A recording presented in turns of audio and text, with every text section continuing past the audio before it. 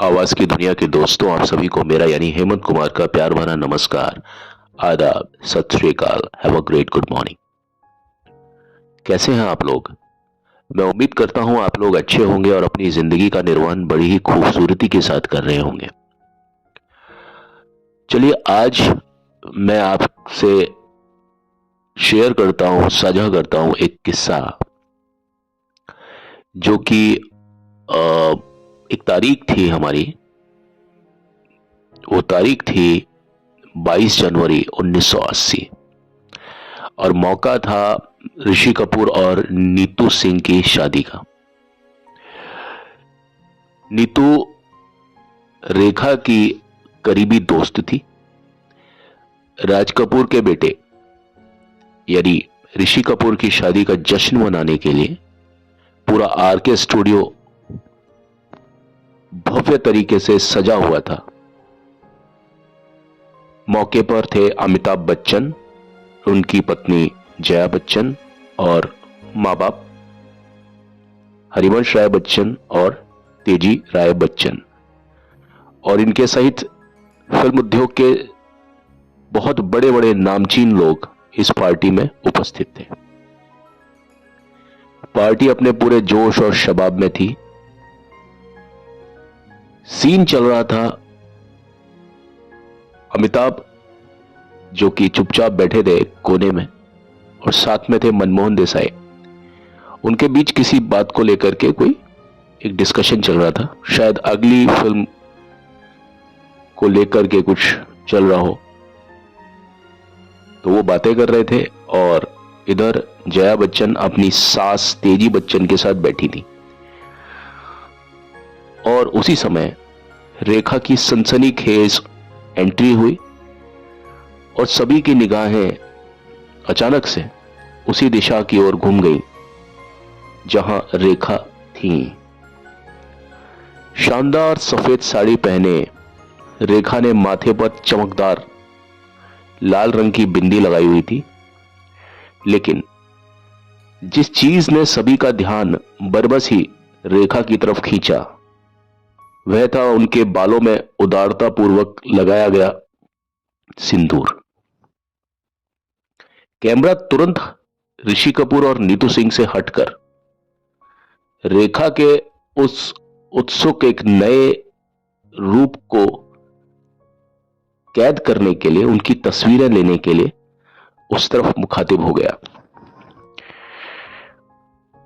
हर कोई हवा के झोंकों की सरसराहट में हल्के हल्के ब्यार चल रही थी उस समय। हर कोई व्यक्ति यही फुसफुसा रहा था कि रेखा के साथ आखिर क्या हुआ। हर कोई जानना चाहता था कि क्या रेखा ने शादी कर ली है। सिनेब्लिट्स, जो उस समय की एक बहुत बड़ी पत्रिका हुआ करती थी,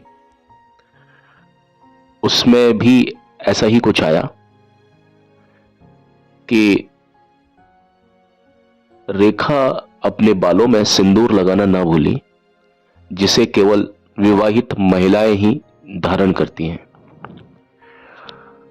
और यह कोई ऐसी चीज नहीं जिसे फिल्मी लोग फैशन के तौर पर धारण कर सकते हैं। तो क्या रेखा यह साबित करने की कोशिश कर रही है कि वो फंस गई है, वो किसी के साथ गठबंधन में है?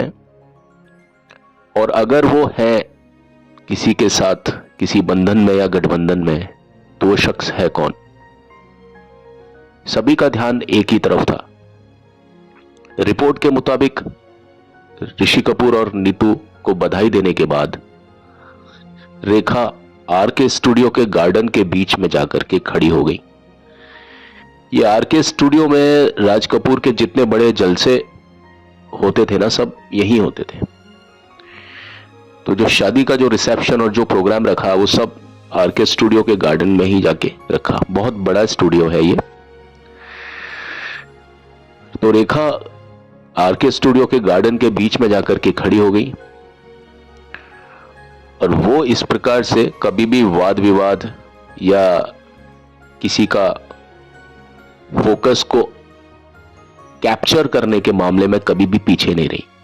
अगर कोई व्यक्ति लाइमलाइट में आकर के भीड़ का हिस्सा थोड़ी देर बंद करके और फिर अकेले में जाके खड़ा हो जाए, तो यह एक बहुत बड़ा कारण होता है कि सभी लोग फिर उसकी तरफ ही मुखातिब हो जाते हैं। लेकिन वो अलग हट करके किसको देख रही थी? उनकी नजरें हर दूसरे पल एक ही शख्स को भीड़ में ढूंढने की कोशिश कर रही थी, या अगर वो शख्स भीड़ में मिल गया तो उसी की ओर उनका चेहरा मुखातिब हो रहा था, और वो और कोई नहीं, वो थे हमारे अमिताभ बच्चन साहब। उस शाम अमिताभ के हाथ में चोट लग गई और उन्होंने उस पर पट्टी बांध रखी थी, और ये शायद वही समय था जब अमिताभ बच्चन का इस समय उनके साथ में काफी छोटे छोटे एक्सीडेंट हुए थे, और उसके बाद में जाकर के कुली नाम का एक बहुत बड़ा जो जिंदगी और मौत के बीच वो एक ऐसा एक हादसा था जिसकी वजह से अमिताभ बच्चन को इतनी बड़ी एक ट्रेजेडी से उन्हें दो चार होना पड़ा। तो शायद ये वो उस समय की बात है जब उनके हाथ में जो पटाखे वगैरह फूट गए थे, उसके बाद में ये उनके हाथ जख्मी पर जख्मी होता चला गया था। ये उस समय की बात है। हिम्मत जुटाकर रेखा ने अपने करीबी दोस्त स्नेहलता पांडे, जो कि उनकी एक डॉक्टर हैं, और डॉक्टर इस तरह की कि जिन्होंने रेखा को एरोबिक्स और एक बेटर डाइट क्या होती है रेखा को इन सब चीजों में लाने का श्रेय डॉक्टर स्नेहलता पांडे को ही है। रेखा में जो एक कायाकल्प हुआ, जो उनका जो एकदम बॉडी में एकदम ट्रांसफॉर्मेशन हुआ, पहले रेखा कैसी लगती थी और बाद में कैसी लगती है, आपने देखा होगा। तो वो जो ट्रांसफॉर्मेशन लाने के लिए जो एक व्यक्ति जिम्मेदार है वो है स्नेहलता पांडे। तो वो वहां पर थी उनके, और तो रेखा ने उनसे कहा कि चलो मेरे साथ, और रेखा ने स्नेहलता पांडे को अपने साथ लिया और वो उस दिशा की तरफ चली गई जहां अमिताभ बच्चन थे। स्वाभाविक रूप से सभी की निगाहें रेखा को ही देख रही थी, भले ही कोशिश ये कर रही हो कि वही रेखा ये चीज ना नोटिस कर पाए, लेकिन ऐसा नहीं हो पा रहा था। सभी की निगाहों का जो आकर्षण था वो ऋषि कपूर और नीतू कपूर ना होकर के अब रेखा उनके निगाहों का एक आकर्षण बन गई थी। वे कुछ मिनट तक औपचारिक बातचीत करते हुए दिखाई दिए। स्टारडस्ट की एक रिपोर्ट के मुताबिक जया ने काफी देर तक शांत रहने की कोशिश की, लेकिन आखिरकार उन्हें अपना सर झुकाना पड़ा और आंसू बहाने पड़े, क्योंकि उनके बीच एक बातचीत का जो दौर था वो इस प्रकार का था। अमिताभ और रेखा के बीच की बात कर रहा हूं मैं। इस सीन में थे अमिताभ बच्चन, डॉक्टर स्नेहलता पांडे और रेखा खुद। तो यहां पर जया बच्चन इस पार्टी में बहुत रोई, जो कि ऋषि कपूर और नीतू कपूर की शादी का जो ये आयोजन की पार्टी में जो भी सीन चला वो मैंने आपको बताया। और कुछ ही देर के बाद में रेखा जो थी ना वो पार्टी से बाहर निकल गई और अपने पीछे कुछ ऐसे सवाल जिनके कोई जवाब किसी को आज तक नहीं मिल पाए, उन सवालों के निशान छोड़ गई, और जो हफ्ते बाद तक भी या हफ्तों बाद तक भी लोगों के जहन में गूंजते रहे। और उसी शाम पिक्चर्स ने, तस्वीरों ने, फिल्मी पत्रिकाओं में बहुत ज्यादा जगह बना ली। कुछ हद तक कुछ इंटरव्यूज हुए रेखा के। रेखा ने बाद में अपनी स्थिति को भी स्पष्ट किया और बताया कि उस शाम, जिस शाम ऋषि कपूर और नीतू कपूर की पार्टी थी, वो सीधा शूट से रिसेप्शन में आई थी, और उन्होंने जो सिंदूर और मंगलसूत्र पहना हुआ था वो और कुछ नहीं, बस फिल्म के एक गेटअप का हिस्सा था जिसे वह जल्दबाजी में उतारना ही भूल गई थी। इस तरह से रेखा ने अपनी उस बात पर थोड़ा सा पर्दा डाला।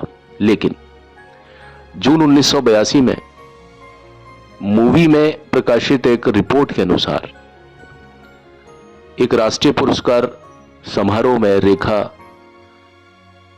जिन्हें उमराव जान जो कि 1981 में आई थी, उसके लिए सर्वश्रेष्ठ अभिनेत्री के पुरस्कार के लिए जब सम्मानित किया जा रहा था, तो उस समय के जो तत्कालीन राष्ट्रपति थे मरहूम नीलम संजीव रेड्डी, जब उन्होंने पूछा कि क्यों आपकी ये मांग में सिंदूर,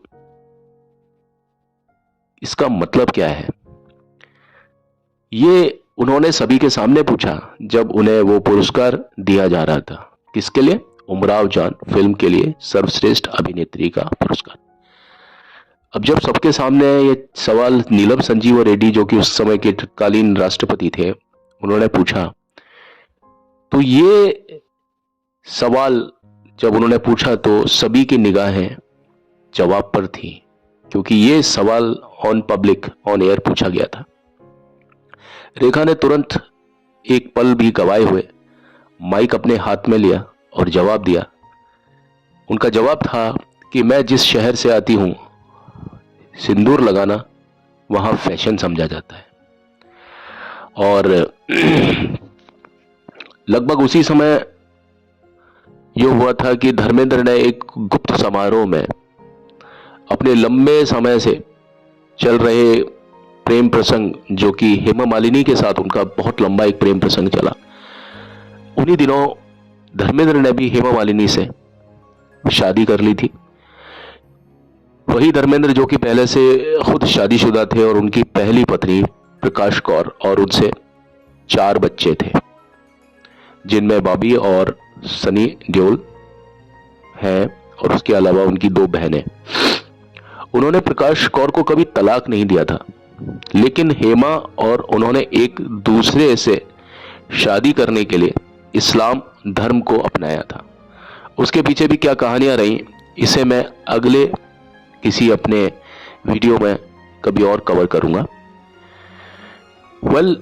उनकी इस गुप्त शादी की जो खबर थी वो लीक हो गई थी, और फिल्म पत्रकार एटी जयंती ने स्टार इन स्टाइल के लिए एक शानदार कवर में इस कहानी को बड़े ही बेहतरीन तरीके से उजागर किया। स्टार डस्ट में ऐसी कहानियां थी कि जब रेखा ने हेमा और धर्मेंद्र की गुप्त शादी के बारे में सुना तो वह खुद के लिए भी बेहद आशान्वित हो गई। उन्हें भी लगा कि भाई मेरा भी इस तरह से रास्ता निकल आएगा, क्योंकि इस चीज की शुरुआत जो कि रेखा अमिताभ बच्चन से चाहती थी कि अमिताभ से उनकी शादी हो जाए, यानी उन्हें इस बात में कोई आपत्ति नहीं थी कि रेखा को इस बात से कोई आपत्ति नहीं थी कि अगर जया बच्चन के साथ में अमिताभ रह सकते हैं तो साथ ही साथ में अमिताभ मेरे साथ में भी रह सकते हैं। जिस तरह से धर्मेंद्र ने प्रकाश कौर और हेमा मालिनी को जिस तरह से एक सिस्टम बैठाया, अपना एक ट्रिनिटी बैठाई है, एक त्रिकोण बैठाया है, उसी तरीके से अमिताभ, रेखा और जया बच्चन का भी एक त्रिकोण बैठ सकता है। तो वो खुद के लिए आशान्वित हुई, खुश हुई ये जानकर कि शायद अब उनका भी रास्ता निकल आएगा, क्योंकि बिल्ली के गले में जो घंटी है वो पहले ही धर्मेंद्र और हेमा मालिनी शादी करके बांध चुके हैं। अब अगर ये चीज रेखा और अमिताभ बच्चन करते हैं तो ये कोई पहली और नई बात नहीं रहेगी, क्योंकि इस बात की शुरुआत धर्मेंद्र और हेमा मालिनी ऑलरेडी कर चुके हैं। तो इस बात से रेखा बहुत ज्यादा खुश हुई, और यह बात उन्होंने अपनी जो डॉक्टर थी, जो उनकी दोस्त भी थी स्नेहलता पांडे, कथित तौर पर उन्होंने इस बात को उनके साथ में साझा किया था, शेयर किया था। लेकिन बहुत बाद में एक साक्षात्कार में जया बच्चन ने वास्तव में अपने पति यानी अमिताभ बच्चन के किसी भी मामले में शामिल होने से पूरी तरह से इनकार कर दिया। उनका कहना था कि पूरी दुनिया जो कहती है उसे कहने दो। अमिताभ बच्चन ने मुझसे वादा किया है और उन्हें इस बात पर डटना होगा, साहस रखना होगा, ये कहने के लिए कि उन्हें किसी और से प्यार नहीं है, सिर्फ जया बच्चन से प्यार है। और अगर वो मेरी पीठ के पीछे, यानी अमिताभ बच्चन मेरी पीठ पीछे कुछ कर रहे हैं, तो ये उनकी प्रॉब्लम है, ये उनकी समस्या है, ये समस्या मेरी नहीं है। और उसे, यानी अमिताभ बच्चन को इन समस्याओं के साथ रहना होगा, और जिस पर पूरा विवेक पूरा डिस्क्रिप्शन अमिताभ बच्चन खुद का होगा, मेरा नहीं। रेखा का नाम लिए बिना अमिताभ ने अपनी शादी के कथित तनाव पर एक प्रतिक्रिया दी और उन्होंने ये कहा कि जहां तक मेरे और जया के बीच के संबंध की बात है, हमारे मामले में कभी भी तलाक नहीं होगा। मैं यानी अमिताभ बच्चन तलाक में विश्वास नहीं करता, क्योंकि मेरी मूल प्रवृत्ति भारतीय है।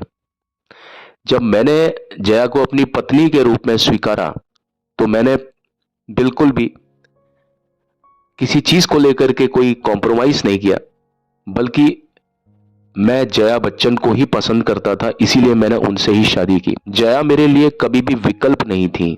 जया मेरे लिए पहली और आखिरी ही एक विकल्प थी, पहली और आखिरी ही मेरा प्यार है, जो कि मैं जया बच्चन से करता हूं। यह अमिताभ बच्चन द्वारा स्वीकार करने के लिए काफी था, और यह बताने के लिए भी काफी था कि बच्चन परिवार में सब कुछ ठीक चल रहा है। लेकिन क्या वास्तव में ऐसा था? क्या वास्तव में बच्चन परिवार में सब कुछ ठीक चल रहा था? लेकिन दूसरी ओर रेखा मीडिया में जो आग भड़काने में लगी, वो इसके विपरीत बात थी। रेखा ने जैसा बताते हैं कि भाई स्टारडस्ट को एक साक्षात्कार दिया, जिसमें उन्होंने ये कहा, ये रेखा ने ही कहा था कि जया ने उन्हें एक दिन अपने घर, यानी प्रतीक्षा में, अब तक वो प्रतीक्षा में रहते थे, तो जया बच्चन ने एक दिन रेखा को अपने घर पर आमंत्रित किया। और इन सब सुर्खियों और ये सारी जो आगजनी जो चल रही थी रिश्तों के बीच में, इसके बीच रेखा के पास में जया बच्चन का फोन आया, और उस फोन पर जया बच्चन ने बड़े ही मित्रवत प्रकार से रेखा से बात की, और जिसमें इन सारी बातों में से किसी भी चीज का जिक्र नहीं था। और ये बड़ा ही एक सौहार्दपूर्ण वातावरण था उनके बीच में। फोन पर जो एक आमंत्रण भेजा गया रेखा को, जया को रिश्ते से तब तक कोई आपत्ति नहीं थी, इस रिश्ते से, तब जब तक कि उनको लगता था कि अमिताभ बच्चन सिर्फ एक हल्की फुल्की इश्कबाजी रेखा के साथ कर रहे हैं, तब तक जया को किसी भी तरह की कोई आपत्ति थी नहीं। लेकिन जब उन्हें यह वास्तव में खुद को भी एहसास हुआ कि अमिताभ बच्चन इमोशनली और सेंटिमेंटली भी बहुत ज्यादा इन्वॉल्व थे इन सब चीजों में, जब उन्हें इस इन्वॉल्वमेंट का मालूम चला अमिताभ बच्चन की तरफ से, जैसा कि मैंने बताया कि अमिताभ भी कुछ समय तक भावनाओं में बह गए थे। और सीधी बात है भाई, इंसान है तो ऐसा हो सकता है, हम दूसरों पर उंगलियां उठा सकते हैं, लेकिन जब वो स्थितियां हमारे खुद के साथ बनती हैं तो एटलीस्ट हम भी इंसान हैं। और उस समय भावनात्मक रूप से किसी के लिए जुड़ना बहुत आसान हो जाता है। जब कोई आपके लिए बहुत ज्यादा हाथ धो करके आपके पीछे पड़ा हो और किसी भी प्रकार से आपको अपना बनाने की कोशिश करता हो। मैं इसमें यह नहीं कहता कि अमिताभ बच्चन की इसमें कोई गलती नहीं थी या ताली उनके हाथ से नहीं बजी थी साहब, लेकिन इस चीज का असर रेखा की तरफ से बहुत ज्यादा था। रेखा किसी भी तरीके से इस बात के लिए आमादा थी कि अमिताभ बच्चन कुछ भी करके उनके हो जाए। तो जब जया को इस बात का मालूम चला या उन्होंने इस बात को पहचान लिया, पत्नियों से पतियों की कोई भी बात छुपी नहीं होती, वो एक मनोवैज्ञानिक रिश्ता हो जाता है। और जहां पत्नियां ये पता लगा लेती हैं कि उनका पति भावनात्मक रूप से किसी और गैर औरत के साथ में जुड़ा भी हुआ है या नहीं, तो यह चीज जया बच्चन को जब महसूस हुई तो उन्हें भी बहुत ज्यादा दुख हुआ। तो रेखा को जया बच्चन ने अपने घर एक शाम डिनर के लिए बुलाया और रेखा जब उनके पास आई, घर में आई, तो जया ने उनका बड़ी ही गर्मजोशी और बहुत ज्यादा उत्साह से उनका स्वागत किया और उन्होंने हर उस चीज के बारे में बात की जो इस अफेयर के अलावा हर चीज के बारे में रेखा से जया बच्चन ने उनसे बातें की, एक सहेली जैसे कि वो पहले सहेली हुआ करती थी आपस में, उस तरह से। लेकिन उस दिन जब सारी चीजें ठीक हो गई, खाना पीना हो गया, डिनर हो गया, सब कुछ हो गया, उसके बाद में जब जया बच्चन गेट तक, प्रतीक्षा के गेट तक जब रेखा को छोड़ने आई, तब चलते चलते रेखा ने मतलब रेखा को जया बच्चन ने एक ही बात कही कि चाहे कुछ भी हो जाए मैं अमित को नहीं छोड़ूंगी। ये शब्द थे जया बच्चन के जो कि रेखा को बोले गए थे। और ऐसा हुआ था या नहीं हुआ था, कितना इसमें सच है कितना झूठ है, इस चीज का बाद में कभी जया बच्चन ने अपनी तरफ से खंडन नहीं किया। जया बच्चन ने कभी ऐसा नहीं कहा कि भाई मैंने ऐसा नहीं कहा था। अब ये बात वास्तव में हुई थी या नहीं हुई थी, इसको पता लगाना काफी मुश्किल है। और अब अमिताभ और रेखा को इस समय जो होते थे ना फिल्म के प्रोड्यूसर डायरेक्टर, उन्हें भी मसाला चाहिए होता था। तो एकमात्र ऐसी फिल्म नहीं थी सिलसिला जिसमें कि आप इस त्रिकोण को देखें, रेखा, जया और अमिताभ को। तो जब ये सारी चीजें चल रही थी तो बहुत सारे ऐसे निर्माता निर्देशक थे जो इन तीनों सितारों को एकजुट करने वाले थे अपनी फिल्म में। तो ऐसी बहुत सारी फिल्मों की योजनाएं बनाई गई, लेकिन बावजूद इन सब चीजों के जया और अमिताभ ने कभी भी रेखा के साथ फिर काम नहीं किया, क्योंकि जया बच्चन ने अमिताभ से रेखा के साथ फिर कभी काम ना करने का शायद वादा ले लिया था। और आपने महसूस किया होगा कि उसके बाद अमिताभ बच्चन रेखा के साथ कभी भी नजर नहीं आए। तो ऐसा कुछ रहा था। ये वो समय था 1980 का, 1980 81 आने वाला था, 81 आने वाला था, ये 80s का लास्ट में 80 की बात बता रहा हूं मैं। और ये कहा जाता है कि जब अमिताभ बच्चन को कुली का जो सेट लगा हुआ था और जब वहां चोट लगी और उनकी आंत फट गई थी, तो रेखा को अमिताभ से मिलने नहीं दिया गया था, ऐसा बताते हैं। क्योंकि ये वो समय था जब अमिताभ और रेखा का जो प्रेम प्रसंग था वो थोड़ा सा ठंडा हुआ था उस समय तक, जब तक ये फिल्म कुछ ही दिनों में कुली फिल्म की शूटिंग भी शुरू होने को थी।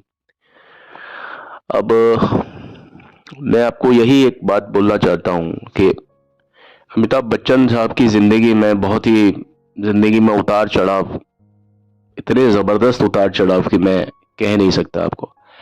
कि जब कोई व्यक्ति भावनात्मक रूप से इतना ज्यादा किसी चीज में इन्वॉल्व हो जाए, उसके बाद में उसको अपना काम सुचारू रखना पड़े, परिवार में एक बैलेंस बनाना पड़े, अल्टीमेटली इंसान है और बहक सकते हैं। क्योंकि ये जो चीजें होती है, लाइमलाइट है, ग्लैमर है, शोबिज है, ये फिल्म स्टारों के लिए कोई नई चीज नहीं है। और जब हम हमेशा किसी के साथ रहते हैं, बहुत ज्यादा स्पर्श होते हैं हमारे, तो इन चीज़ों में बह जाना लाजमी है। हर बात में मेरा एक तकल्लुस यही जुड़े रहेगा कि वो भी इंसान होते हैं। लेकिन उसके बावजूद अमिताभ बच्चन ने जब एक बार किसी चीज़ के लिए प्रेरणा ली या वचन लिया तो अमिताभ ने उस वचन को निभाया ही, कभी उसको उसकी अवहेलना नहीं की।